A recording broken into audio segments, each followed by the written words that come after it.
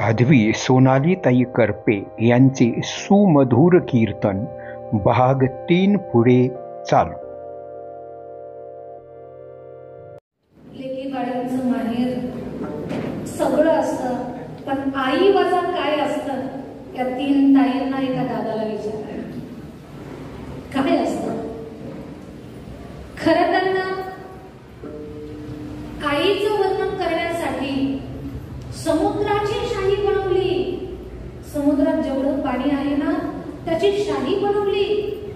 मेरू पर्वताची लेखणी केली, पृथ्वीचा कागद केला आणि साक्षात गणपती बाप्पा जरी लिहायला बसला तरी आईचं वर्णन पूर्ण होऊ शकत नाही. जिला आपल्या लेकरावर फक्त प्रेम करता येतं. आणि खरं सांगते मी तुम्हाला, आई जेव्हा आपल्या लेकराला योग्य संस्कार लावते ना, तेव्हा संतोष दादासारखे रत्न या मातीला, गावाला, परिसराला, पंचकृषीला, मातृभूमीला, मायभूमीला प्राप्त होत असतात. एक उदाहरण सांगते तुम्हाला. मडकं घडवत असताना, मडक्याला आकार देत असताना, मातीला मडकं बनवत असताना, मातीची एखादी वस्तू बनवत असताना कुंभार दादाची जी जबाबदारी आहे ना, त्याही पेक्षा अधिकची जबाबदारी एक लेकरू घडवत असताना आईची आहे. मातेची या चित्ती बाळकाची. आपली आई आपल्यावरती प्रचंड प्रेम करते.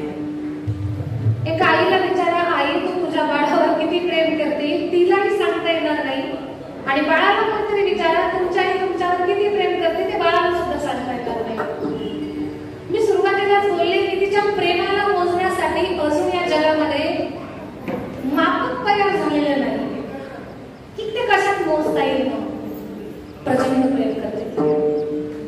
लक्ष देऊन ऐका. मला एक मुद्दा तुम्हाला सांगायचा होता की मातीला आकार देत असताना कुंभार दादाची जी जबाबदारी आहे त्याही पेक्षा अधिकची जबाबदारी आई लेकराला घडवत असताना तिची आहे. खूप जास्त जबाबदारी आहे तिची. एक उदाहरण सांगते.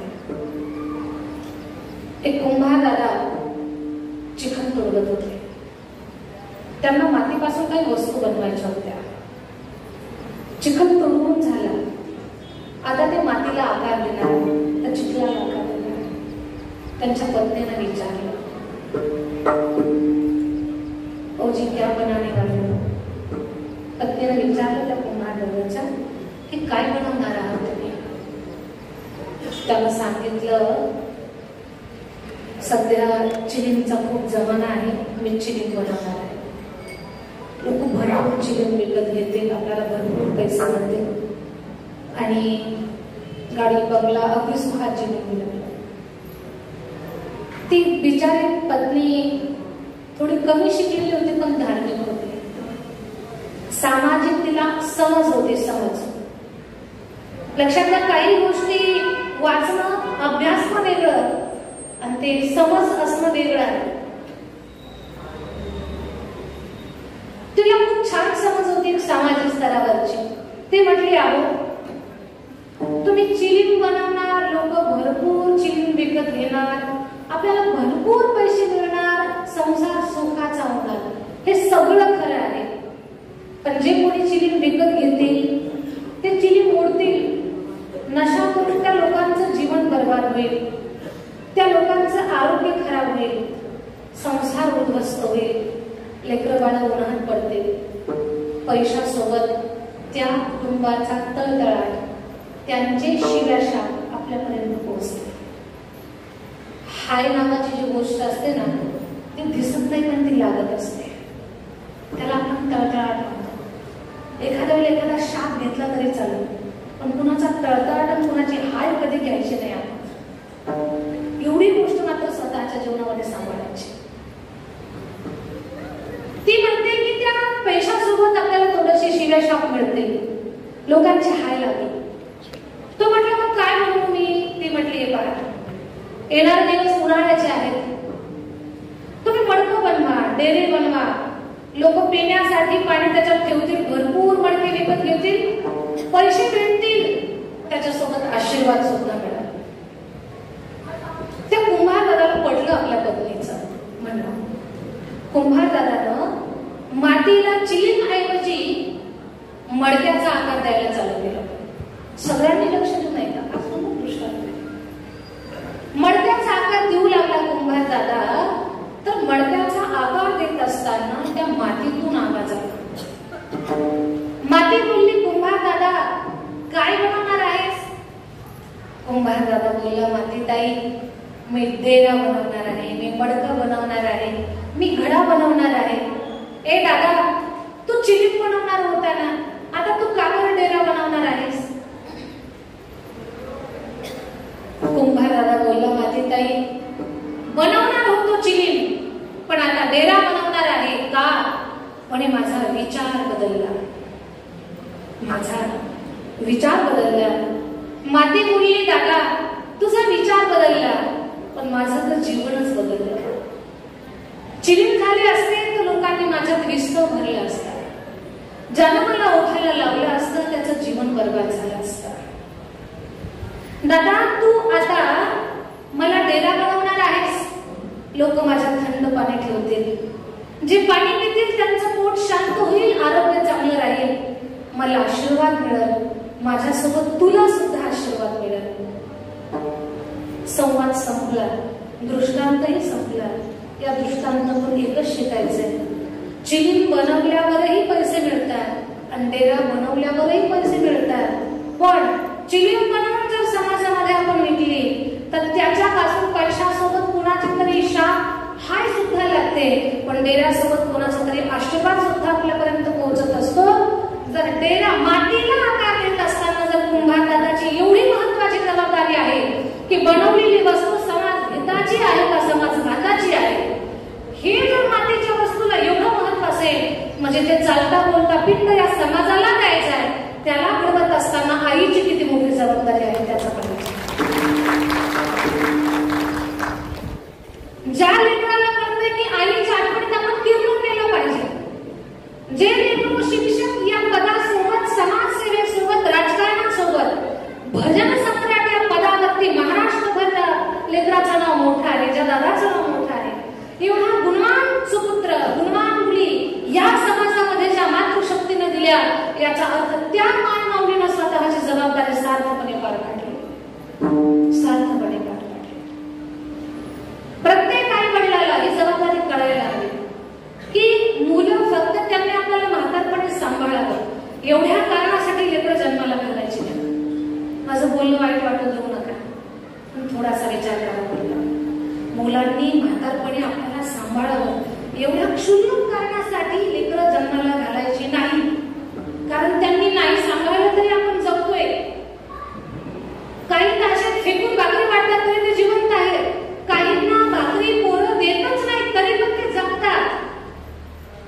आणि वेळेच्या अगोदर कोणी मरत नाही, वेळेच्या अगोदर कोणी मरत नाही, वेळ संपल्यानंतर कोणी थांबू शकत नाही. मृत्यू ठरलेली गोष्ट आहे, पण सांगायचं मला एवढं आहे, लेकरांनी म्हातारपणी सांभाळावं एवढ्या क्षुल्लक कारणासाठी लेकर जन्माला घालायचे नाही. लेकरांना जन्म घातल्यानंतर त्यांना असा संस्कार लावायचा, त्यांना असे संस्कार द्यायचे की त्यांना शिकवायचे, सांगायचे, त्यांना घडवायचे, त्यांना म्हणायचं बाळांनो एक वेळेला आम्हाला नाही सांभाळलं तरी चालतं, पण आपली माती आणि आपली संस्कृती या दोन गोष्टी तू सांभाळ. या गोष्टी जर लेकराला कळाल्या तर बाकी तुम्हाला मला सांभाळ करायची गरज पडणार नाही. ते लेकर आपोआप आई वडिलांची सेवा करतात.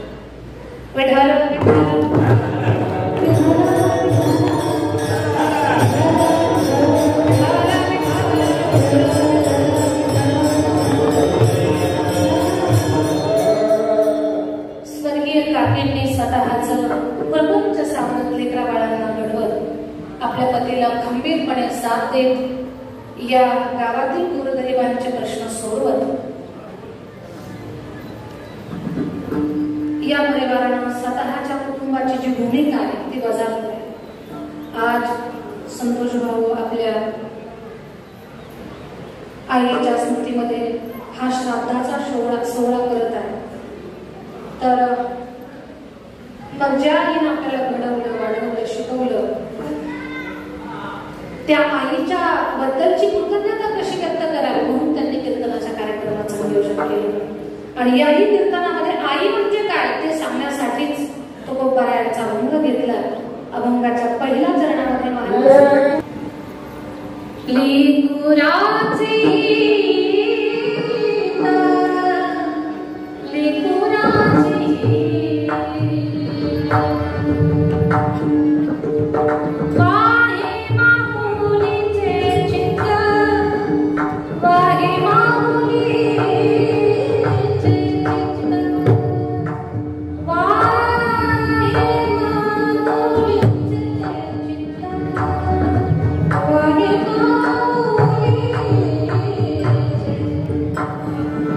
लेकुराचे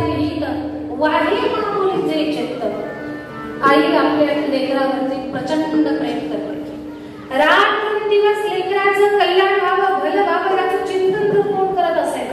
जगाच्या पाठीत एकमात्र पात्र ते आहे, ते म्हणजे आपली आई. आईसारखं प्रेम दुसऱ्या कुणाला करायला जमत नाही. खरं तर स्वामी तिन्ही जगाच्या आई विना भिकारी, आईसारखं प्रेम दुसऱ्या कुणाला करायला जमत नाही. आणि या प्रेमाला मुलीला भगवान लोक त्याला भिकारी जेव्हा म्हणायला लागली ना, तेव्हा त्याला सुद्धा कृष्ण रूपामध्ये 2 मातृशक्तीचं प्रेम घेतलं आणि राम रूपामध्ये 3 मातृशक्तीचं प्रेम त्याला घेतलं. ती मुली म्हणून खरं तर मी पुढे बोलतच जाणार आहे, पण आदरणीय सोनियाताई ताई आज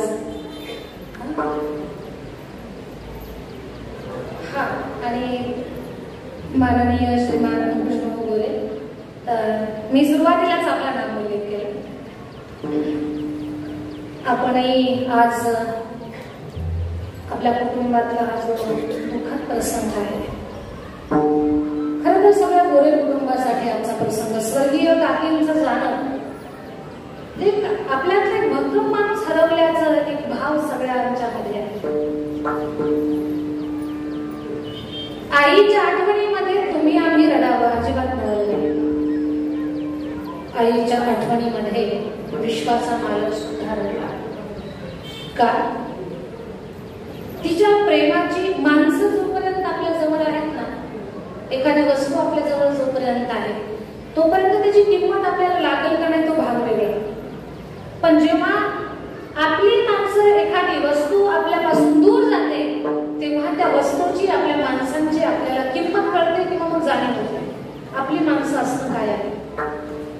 आई जवळ आहे तोपर्यंत तिचं प्रेम कळलं का नाही ते सांगता येत नाही, पण ती गेल्यानंतर माणसाला जाणीव होते. आईच्या प्रेमामध्ये मी आता बोलले तुम्ही आम्ही रडावं अजिबात न बोलणं. जगाचा बाप सुद्धा आईच्या आठवणीमध्ये रडला. उदाहरण सांगेन मी तुम्हाला.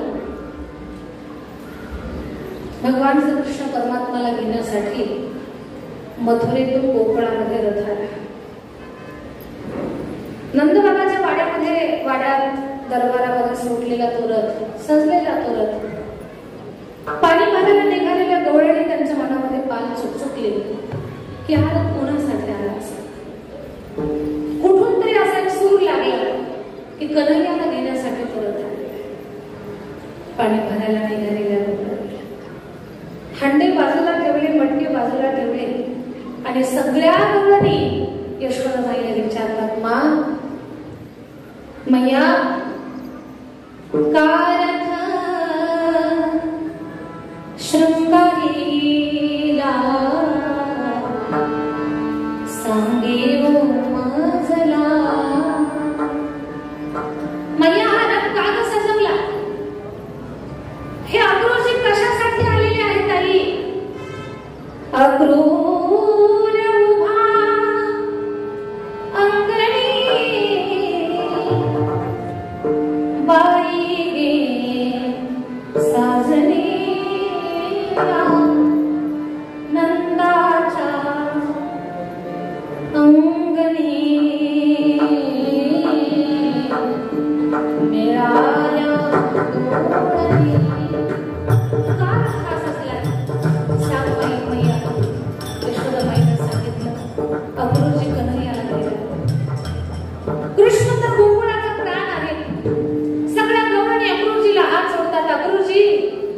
हात जोडतो आम्ही तुम्हाला.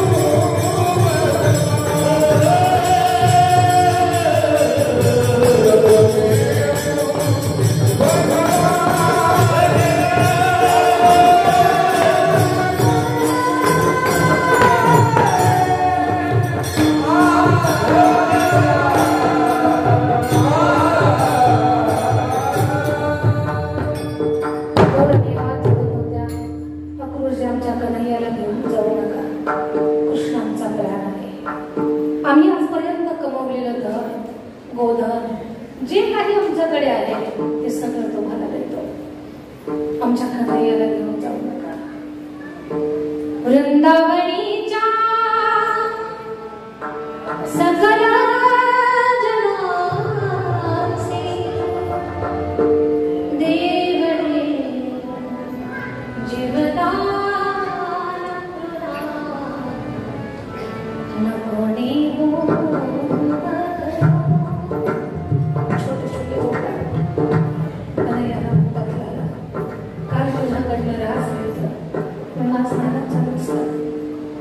गोकुळातली लहान गोपाळ रडतायत, वृक्ष रडतायत, पशु पक्षी रडतायत. गायींचं चरण संपलं, कृष्णासाठी अंबाला चालू झालं.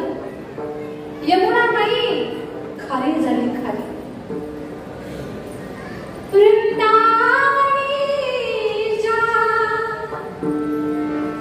सकल